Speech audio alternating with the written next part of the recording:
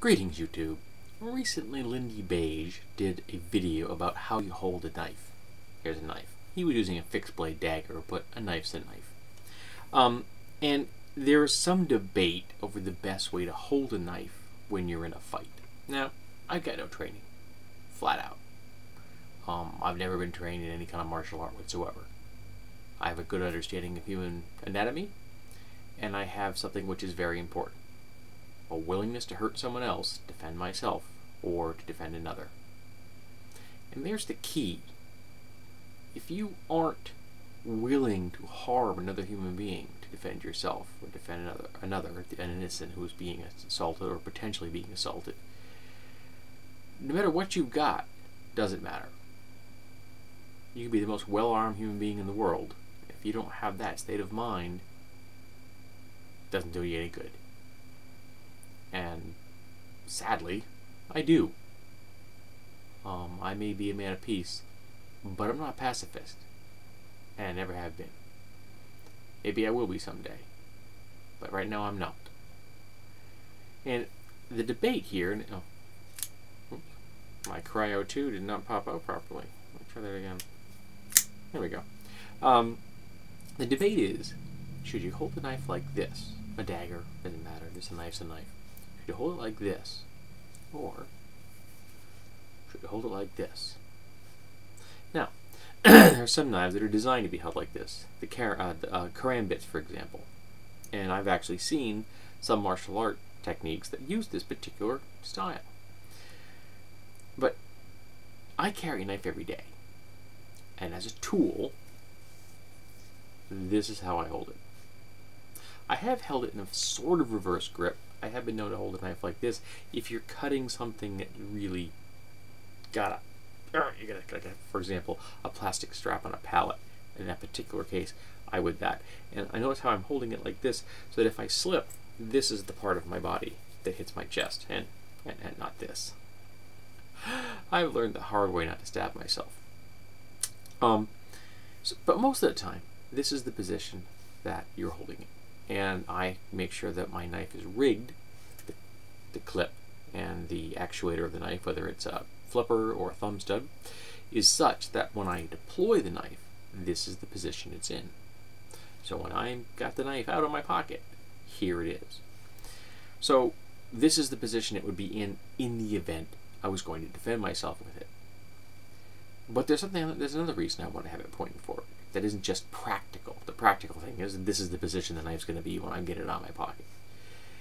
If someone's coming at me, and I believe they have the intent to harm me, and if they're charging at you, there's a pretty good indication that they're intending to harm you. And whether they're armed themselves or not, if I cannot escape, and I have the wherewithal to get this out and deployed, or the knife I have on me at the time, I actually don't carry this particular knife much. I want this part right here facing that person. Both as a warning, kind of like the brightly colored patterns you see on some animals that are poisonous.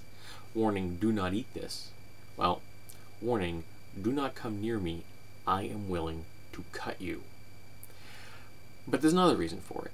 And I'm taking this from Bruce Lee with his martial arts form, whose name escapes me, Jeet Kune Do, maybe? I can't quite remember the name of the actual martial art form, but it was the way of the interposing fist.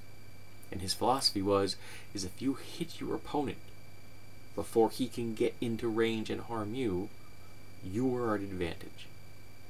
You will overcome the situation because you have interposed yourself into his pattern. You've broken his pattern by taking that initiative. Now, I'm not going to attack someone, but if they're coming at me, I've got this out there, this is going to interpose them. So that's why I hold a knife like this.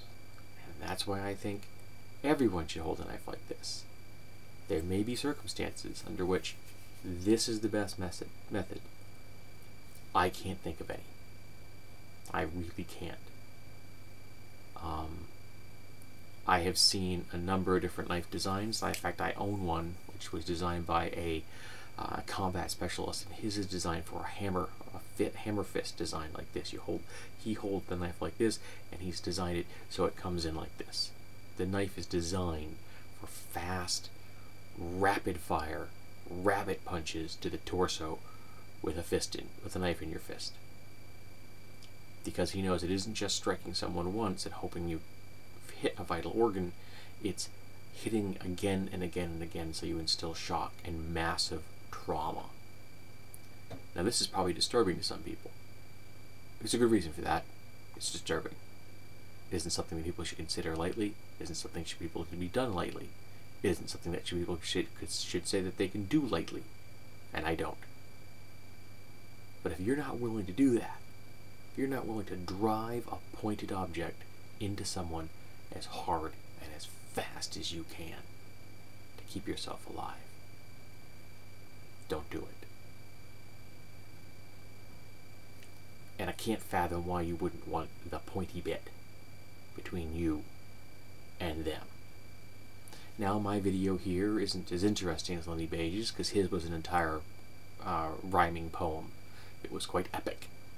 And I've had people say, oh, you're just an armchair warrior. I'm not even an armchair warrior.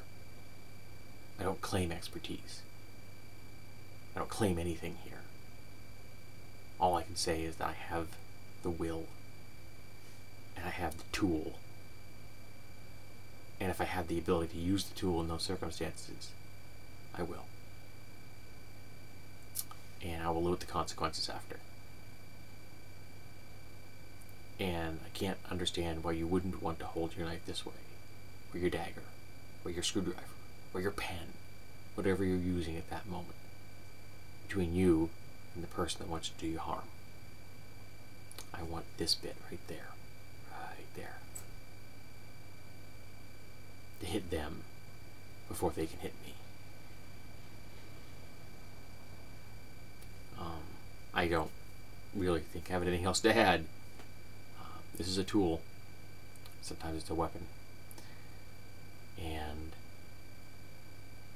I've never understood why you wouldn't want to have the tool used in the most forthright and effective manner. Tell me, what do you think about this topic?